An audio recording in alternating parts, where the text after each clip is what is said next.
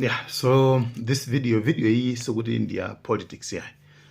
Video hii si andale. Koma video hii ndi kukhuzana ndi nkhani za chuma mudziko. Economics. Posledwa apa ndaponya video yokhuzana ndi kuona kuti ma solutions amene akupereka avitumbiko mumba. Ma solutions amene wawa kumavuto a simenti chani kukatundu yense amene amagulidwa kuchokera kunja. Ma solutions amene wawa sali long term solutions, ndi ma short term solutions, ndi ma solutions amene angagwire ntchito kwa kanthawi kochepa sangapitilireso. And why panopa awike effort kwambiri chifukwa they know kuti ndi nthawi ya campaign. Koma kukhala kuti si nthawi ya campaign, we know kuti mavuto amene timaonacho timakumana wacho. So the thing is nalongosola kuona kuti izi zingofuna izikila umbone ndi video ya lero. Nalongosola kuona kuti panopa availability kupezeka kwa cement kachani ngati solution yake ngati kukonza kwa vuto lokukhala kuona kuti boma lizipereka forex kwa anthu aja kwa makampani chita apa forex ndi kuti imene yoyo sizingakhale nthawi yayitali, zingochitika kwa nthawi kochepa basi kwinako basi zitikaso chifukwa zipezeka kwanza kuti mwapasa ndalama ya cement akagula cement uja abwereza akatha akupeza nisoni tifuna forex winatu tukaodeso choncho ndi forex yo izizi kuchitika chifukwa chati boma la forex kulibe. Ndi company jama za business ma business akulu amene wana ngati ma supplier afuna apange supply cement jakangobwa ndota makhaura apite akwana dziko lonse sikuti achedwa yayi ndi one week cement jowatha mwapasa forex ina foso ndilimene forex ina mwapatsa ndi mukapanda wapasa forex ina boma likapanda wapasa forex ina anthu wawo akhala stranded. Cement basi cement safika sakauda so wina sabwe asani popo unless apita so ku black market konkucha akapita ku black market konkucha akampeza akaipeza dollar pandamo yokwera kwambiri. You understand?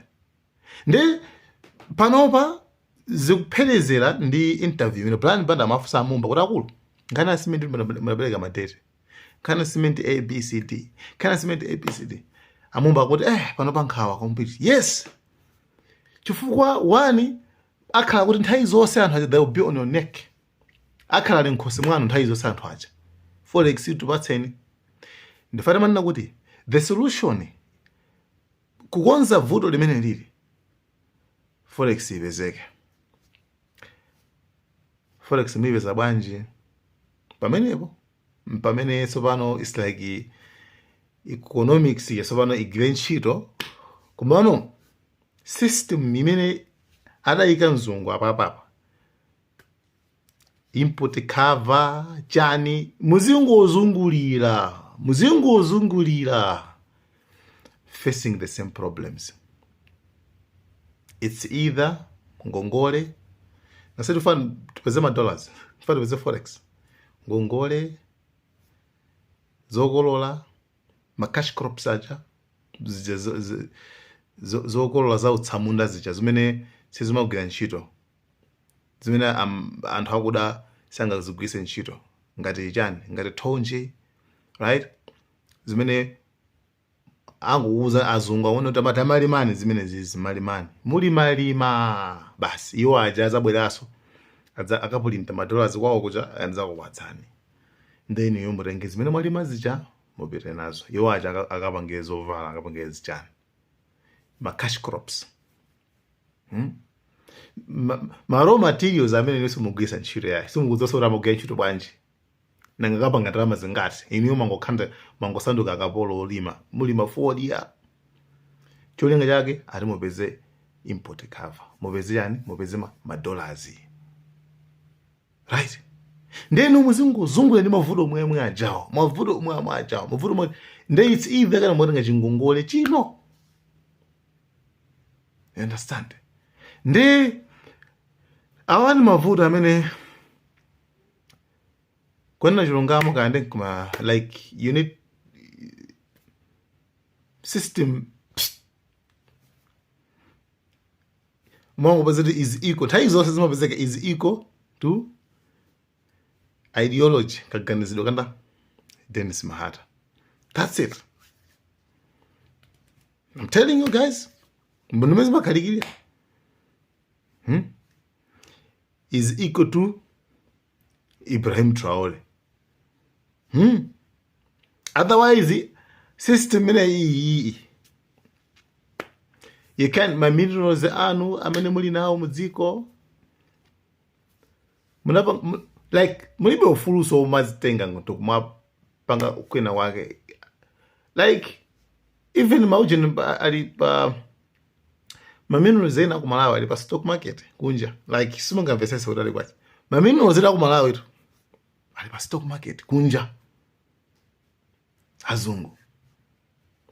Like they own them. Like each lindi mojo ni ruku. You understand? Ndrama zimene wani ama bweresa azungu easy zimene simadzi wabwino kuti ndrama za upereka chifukwa chani ngoti amanga skulu amanga chakuti pakhala kuti apanga exchange ndi zinthu zina man natural resources ambiri amene apanga nawo exchange.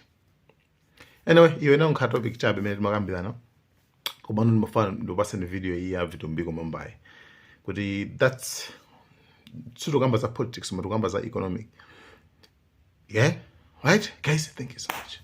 Tambiana Vitumbiko Mumbai. Cement. Cement, yes.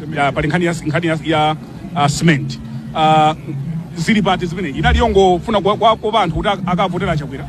Nivomereze nkhawa zanga pama ndilibi pano nkhawa B ngati matafale nkhawa B pena kuti ndipita Blantyre Wednesday ndikapanga campaign Southern Region. Cement nafika umeneko. Yeah. And muna tipatsa matete. Yes. Yeah.